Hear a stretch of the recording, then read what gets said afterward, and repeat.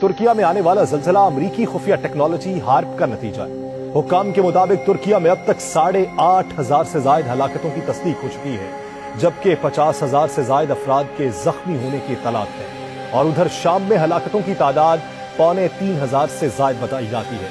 3 हफ्ते कबल फेटो के सरकार कराबाख ने कहा था कि 7.4 शिद्दत का जलजला आएगा। अमरीकी जहाज तुर्किया में लंगर अंदाज हुआ और हाथ का बटन दबा दिया गया। सिफारत खाने बंद करके अराकीन को वापस बुला लिया गया। इस तबाहकुन सूरत हाल के दरमियान हजारों लोग अपनी जान से हाथ धो बैठे हैं कि जलजला मसनूई तौर पर बनाया गया था। इस जलजले को हार्प यानी high frequency active auroral research programme से भी तशबीह दी है, जो कि एक अमरीकी तहकीकी मरकज है जो आयनोस्फेयर की खुसूसियात और तर्ज अमल का मुतालिया करता है। ये हार्प किस बला का नाम है? टेक्नोलॉजी के बारे में बताते हैं। ये टेक्नोलॉजी एक हकीकत है, इसके पीछे अमरीका है।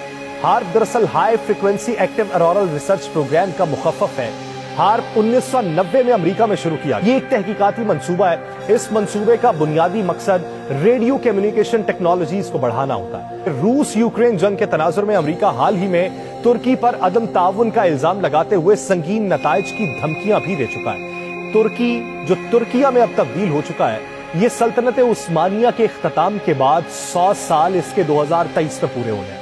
2023 में 100 साल पूरे होंगे तो मुआहिदा लौज़ान भी खत्म हो जाएगा। मुआहिदा लौज़ान के इख्तिताम पर बहुत सी जो शराइत थी तुर्की के ऊपर, वो तुर्की से हट जाएंगी और तुर्की एक मुआशी पावर बन के सामने आने की कोशिश कर रहा है। इसी वजह से वो इस्लामोफोबिया के खात्मे के लिए भी काम कर रहा है। इसी वजह से जितने भी आप तुर्की के नए ड्रामास देख लें, उसमें कुरलुस उस्मान हो, दिरिलस एर्तुगरुल हो, मेंदरबेन जलालुद्दीन हो, इस वक्त जो सबसे बड़ी मुश्किल तुर्की के ऊपर आन पड़ी है, हार्प का नतीजा है। बुनियादी तौर पे हार्प अमरीकी रियासत अलास्का में चलने वाली एक रिसर्च प्रोजेक्ट का नाम है, जो 23 से 35 एकड़ रकबे पर लगाए गए 180 टावर्स और एंटीनों पर मुश्तमिल है, जिससे 3 बिलियन वॉट ताकतवर इलेक्ट्रोमैग्नेटिक वेव्स पैदा की जा सकती हैं। जमीन के ऊपर फजा की मुख्तलिफ तहों से एक तह का नाम आयनोस्फेयर है, जिसकी मोटाई सतह जमीन से 70 से 300 किलोमीटर तक है। अलास्का में मौजूद इस प्रोजेक्ट के कैंप में लगे एंटीनास की मदद से पावरफुल इलेक्ट्रोमैग्नेटिक वेव्स को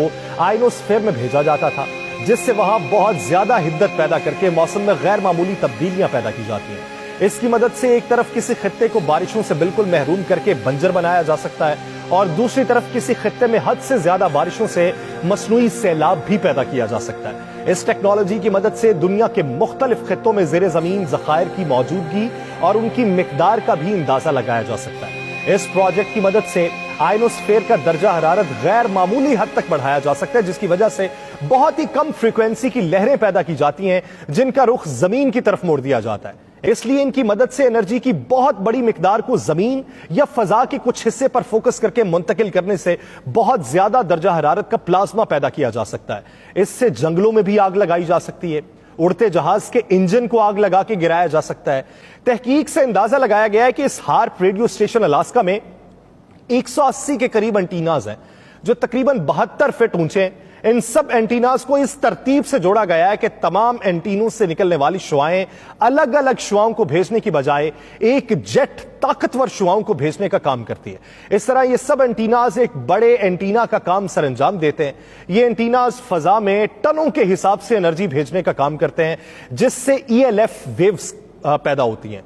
ये फजा में 3.6 मिलियन वॉट्स की ताकत वाली शुआएं भेजते हैं, जो किसी भी उड़ते हुए जहाज के इंजन को बासानी एक ही झटके में पिघला सकती हैं। ये तो वो बातें हैं जो अवाम के सामने किसी ना किसी तरीके से पहुंच गई, लेकिन असल में अवाम को धोखे में रखा गया।